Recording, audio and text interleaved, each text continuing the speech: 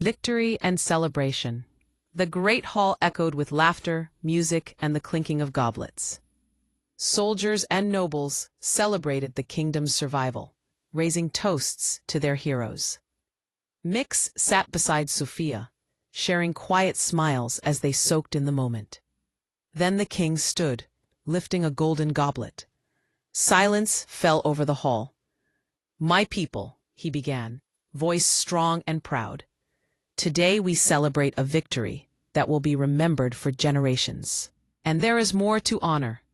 Mix, your courage and heart have protected this kingdom, and in doing so, you have earned the love of our daughter, Sophia." A soft gasp ran through the crowd as the king continued. "It is my joy to announce their wedding." Applause erupted.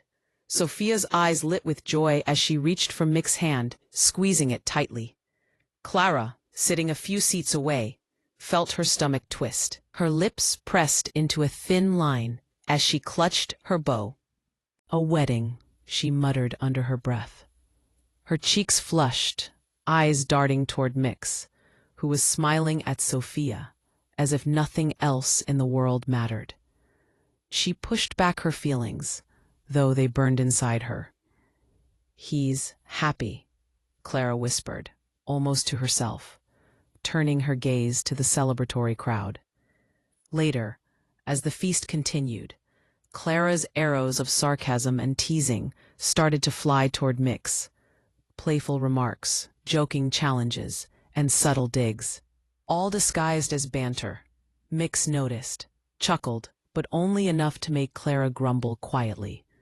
Even in the midst of laughter and celebration, a silent tension lingered, hearts caught between victory, love, and unspoken desire. Few weeks later, the wedding day. The castle bloomed with flowers, banners waving gently in the morning breeze. The air was alive with laughter and music as nobles, soldiers, and villagers alike gathered to celebrate the union of Mix and Sophia. Mix stood at the altar, clad in ceremonial armor, polished to a brilliant sheen, but his eyes never left Sophia. She approached, radiant in a flowing white gown that shimmered like morning light. Her smile was soft, filled with love and unspoken promises. Clara watched from the side, bow slung over her shoulder. No longer jealous, just quietly proud of her friends. A small, wistful smile played on her lips as she whispered to a nearby soldier, "They're perfect together." The king and queen officiated, their voices steady and warm. Vows were exchanged, hands joined, and when Mix and Sophia shared their first kiss as husband and wife, the hall erupted into cheers. Confetti flew through the air, music swelled, and soldiers lifted their glasses in celebration. It was a day without shadows, a day of laughter, joy, and promise. Mix and Sophia danced under the castle's grand chandeliers, their smiles bright enough to rival the sun. Clara joined in with the other guests, teasing Mix lightly but celebrating genuinely. For a few hours, the kingdom forgot all battles, all fear, and all past struggles. Only happiness reigned. Months later, a new beginning. Autumn had come, painting the kingdom in gold and amber. Mix returned from a morning patrol, expecting only the quiet of the castle. Instead, Sophia greeted him at the gates, her hands resting gently on her rounded belly. "Surprise," she said softly, smiling. Mix blinked, then his eyes widened. "Sophia, you're pregnant?" She laughed, nodding. "Yes, a new life, a new beginning for us." Mix's heart swelled with joy. He held her close, feeling the warmth of their growing family.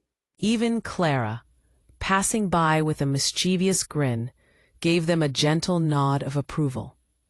The kingdom had survived war, celebrated love, and now it looked toward the future with hope.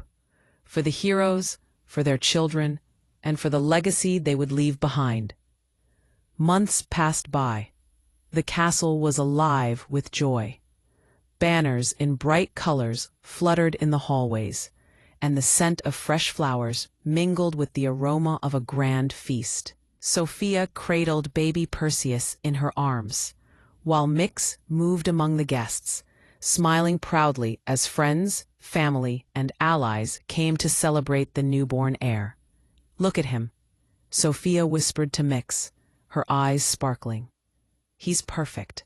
"He is," Mix agreed, brushing a lock of hair from the baby's forehead. "And he has a name that will remind him of strength, courage, and family." Laughter, music, and cheer filled the halls late into the night. Tales of past adventures were recounted. Jokes were shared, and even Clara, though a bit wistful, raised her goblet with a smile, happy for her friends. For one magical evening, there were no threats, no dark alliances, just life, love, and hope. As the candles burned low and the celebration wound down, Mix and Sophia tucked Perseus into his crib, exchanging a quiet smile. "Tomorrow will be a new day," Mix said softly, "and we'll face it together." The next morning, the calm was shattered. A lone, bloodied soldier stumbled into the castle gates, barely able to stay on his feet. "Sir, Mix, I bring urgent news," he gasped. "The Silver Clan, their king, he's joined forces with Hades, the god of the underworld." Sophia clutched baby Perseus to her chest, and Mix's eyes hardened. The joy of yesterday was now shadowed by the weight of an impending threat.